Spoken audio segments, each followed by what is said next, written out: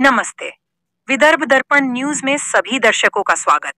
अब खबर काटोल क्षेत्र से विधायक चरण सिंह ठाकुर ने किए ये नवा सर्कल में 26 कोटी रुपए के कामों का भूमि पूजन, वहीं जिलपा ग्राम पंचायत कार्यालय का लोकार्पण किया। इस समय काटोल क्षेत्र का विकास ही मेरा लक्ष्य है। जिलपा गांव के विकास के लिए 60 लाख रुपए दिए। सुनिए विधायक चरण सिंह ठाकुर ने क्या कहा। या निर्वाचन क्षेत्रामध्ये आता एक विकासाचं नवीन पर्व आमच्या देशाचे नेते माननीय नितीनजी गडकरी साहेब, या राज्याचे लाडले मुख्यमंत्री देवेंद्र फडणवीस साहेब आणि आमचे नेते चंद्रशेखरजी बावनकुळे साहेब यांच्या नेतृत्वामध्ये पुढची वाटचाल त्या ठिकाणी या महाराष्ट्रामध्ये जी सुरू होणार आहे त्यामध्ये सगळ्यांचा दृष्टिकोन शेतकरी पहिले अशा प्रकारचा त्या ठिकाणी अजेंडा या सरकारचाही आहे आणि माझाही।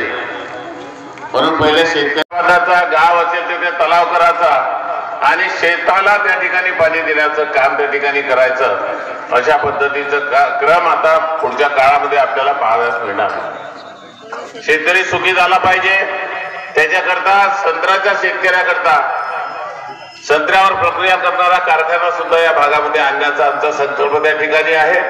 त्याही दिशेने आपल्याला लवकरच आनंदाची बातमी त्या ठिकाणी लवकरच मिळेल, अशा प्रकारचं अभिवचन आपण सगळ्यांना या ठिकाणी देतो।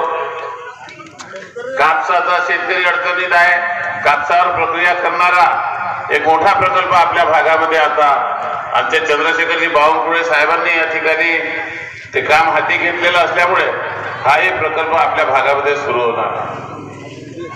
हे निर्वाचन क्षेत्र चांगलं करण्याचा संकल्प घेऊन आम्ही आलेलो आणि म्हणून निश्चितपणे आपण जी जबाबदारी दिलेली आहे ती प्रामाणिकपणे पार पाडण्याचं काम पुढच्या 5 वर्षामध्ये त्या ठिकाणी मी करणार आहे। या गावामध्ये अनेक विकासाचे कामं झाले, कामाची क्वालिटी चांगली ठेवलेली आहे। माझी विनंती राहील, त्या गावच्या सरपंचताई आहेत, त्यांनी या ठिकाणी जो संकल्प केलेला आहे की या नाल्याला चांगल्या पद्धतीने उंच करायचा, अधिक पैसे पाहिजे आहे, हे पैशाला काटोलात फिरत राहतात हे दोघे जण। या गावाचा उपसरपंच या गावाला दिसतच नाही, त्या ठिकाणी उपसरपंच म्हणून गायबच राहते, पण गायब कायच्यासाठी राहते, माझ्या मागे पैशासाठी फिरत राहते। हे दोघेही हे जय वीरूची जोडीच आहे आणि म्हणून निश्चितपणे या गावाला निधी कमी पडू देणार नाही। 30 लाख रुपये या नाल्यासाठी तुम्हाला पाहिजे त्यालाही मिळेल आणि समोर कुठं अधिक फुलासाठी तुम्हाला धक्का पाहिजे त्यालाही 30 लाख रुपये देण्याचं या ठिकाणी आपल्याला जाहीर करतो।